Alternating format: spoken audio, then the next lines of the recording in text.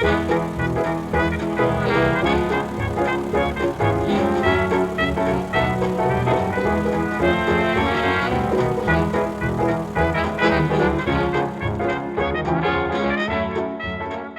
to Caseback Watches, my name is Tim and today's topic is Junkers.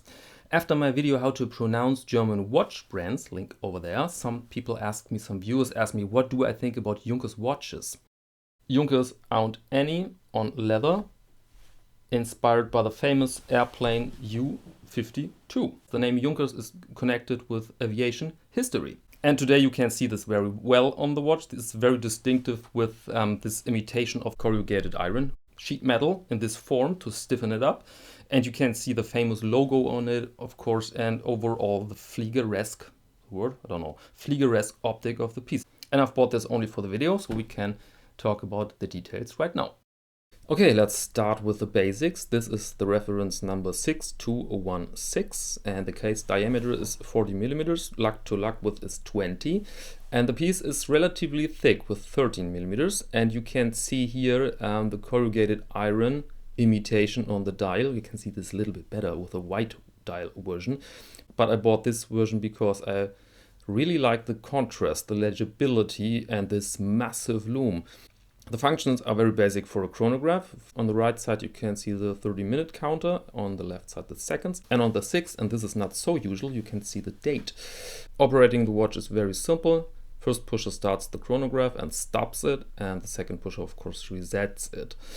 If you pull the chron in position number 1, you can set the time, and with time setting you can set the date. And to do this you have to cycle to 9 o'clock, then to 12, 9 o'clock, 12, 9 o'clock, and then the date changes. Finishing, very simple. The entire case is brushed, simply brushed. And for me this is okay because we're talking about a tool watch here. And now it's getting interesting. What kind of monstrosity is this? A huge movement fills up the entire case, although the case is on the bigger side. And what you see here is a Russian Polyot 3133. But let me tell you the story behind this movement. Basically it's a Valjoux 7734 manual wind chronograph movement, the predecessor of the legendary 7750. And when Valjoux discontinued the old movement, the hand-winding model, 1978, they sold the machinery to the Soviet Union, to Russia. And then the Russians produced the 7734, but of course they had their pride, and so they called it the Polyot 3133. And it's practically identical to the 7734, but it's a little bit faster. The Valjoux operated at 18,600 and this Polyot at 21,600 beats per hour. And so it's a little bit more accurate in theory. In fact, you can find Polyots with tolerances up to 40 seconds a day, but a regulated one can easily stay in tolerance of 10 seconds a day. So very wearable nowadays. Problem is Polyot went bankrupt in 2004, and so you can find today Valjoux movements in the Junkers or Citizen. And question now, is this movement worth an exhibition case? In my opinion, yes, absolutely. I mean, it looks dated, yes, but on the other hand, it looks like old machinery, and that fits the watch. That's exactly what I want in this type of watches.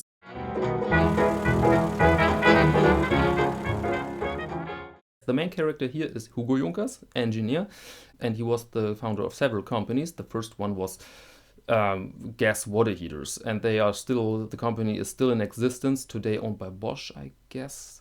But the second and third company were manufacturers for airplanes and airplane engines. The 1919 founded company was Junkers Flugzeugbau, which is translated Junkers Aircrafts. Okay, and this company, together with the engine manufacturer, they produced some early models for passengers and cargo, and then in 1932 they introduced the today famous U-52 as an airplane for cargo and passengers, no military use.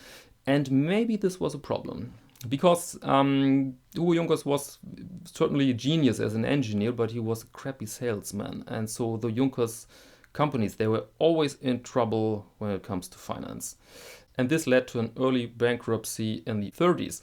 And Hugo Junkers himself, he died in 1935. And the companies were still in existence, of course. The heir was Junkers' wife. But then in 1936, the Nazi Party nationalized the companies, and this of course for military purposes. And they converted later on the Junkers 52 in a military aircraft.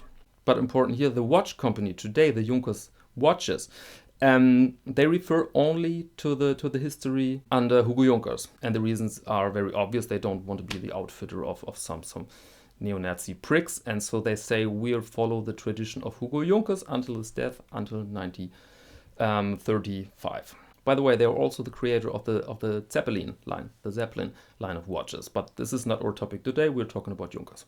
And let me give you some tourist information. If you are in Germany, then you have the opportunity to fly in an old Junkers Ju-52 original airplane from the 30s.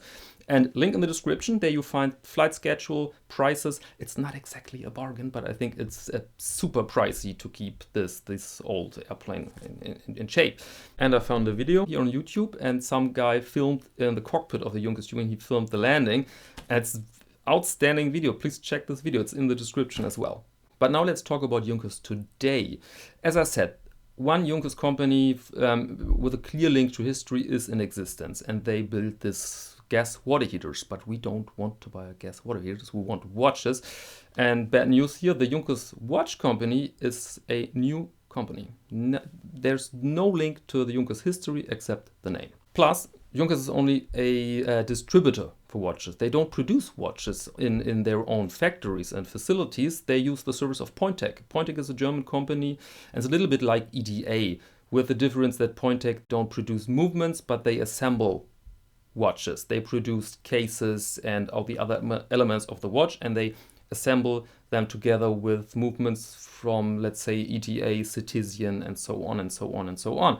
And now we can go to our question, is this a respectable brand? My plan was to say no. And in a way, I feel that way. No, they've grabbed this name, and I think they want us to believe that they're connected with a rich tradition in history of Junkers, but they are not. So my plan was to say no, not respectable, stay away from that. But now I'm wearing this piece, and I must say, let me show you this again on the wrist. It's 40 millimeters, as I said. My wrist is rather small, but I don't know. It feels good and it looks good. I mean, it's chunky. It's chunky piece, but not respectable. Yeah, maybe, but the watch is fun to wear, I have to admit. It's in a way classy and tooly at the same time, so I'm hesitating now. If you see the watch as an historical or historic inspired timepiece, then yes, maybe. But if you want to see it as a kind of heir of the Junkers history, then forget it. A good point, I have to say, this is the price. The price, yes. This watch was sold new for around $500 or 440 euros. And I mean, this is okay. This is really okay. You have sapphire. You have a very well-made case. Everything is produced or made in Germany. You have the polyed caliber, which is a very reliable movement.